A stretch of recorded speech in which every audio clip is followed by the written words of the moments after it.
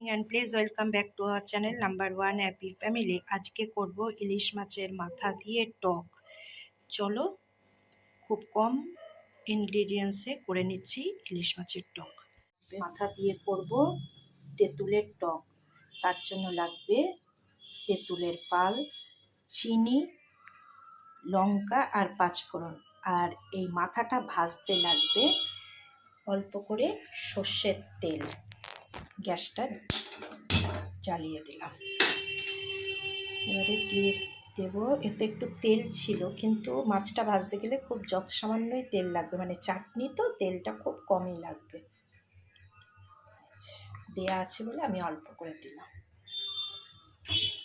আচ্ছা, একে একে নুন হলুদ দিয়ে মাখানো মাথাগুলো দিয়ে দেবো।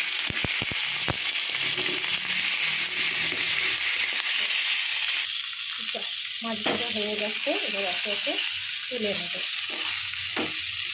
আচ্ছা, মাছগুলো তুলে নিয়েছি। আর এই তেলের মধ্যেই দিয়ে দেবো এই যে লঙ্কা আর পাঁচফোড়ন।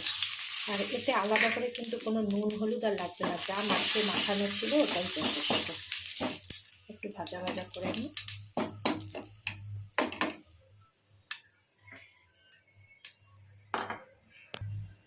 এবার দিয়ে দেবো তেঁতুলের পালটা।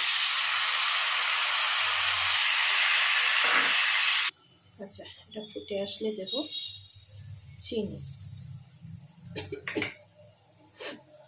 মাছ এবার ফুটলে এক এক করে দিয়ে দেবো ইলিশ মাছের মাথাগুলো।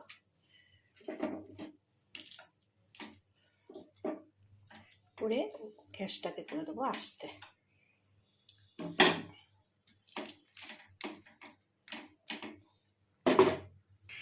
ফুটে গেছে, এবারে গ্যাসটা সিমে করে দেবো, দিয়ে একটু পাতি দেবো।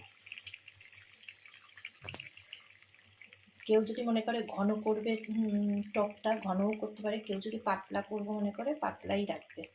দুটোই খেতে অসাধারণ। সময় লাগে খুব কম, কিন্তু কোনো কথা হবে না, স্বাদে মানে অনবদ্য। ঠিক আছে, এর স্বাদের ভাগ হবে না একদম। চলো, রেডি টু সার্ভ হলো ইলিশ মাছের মাথা দিয়ে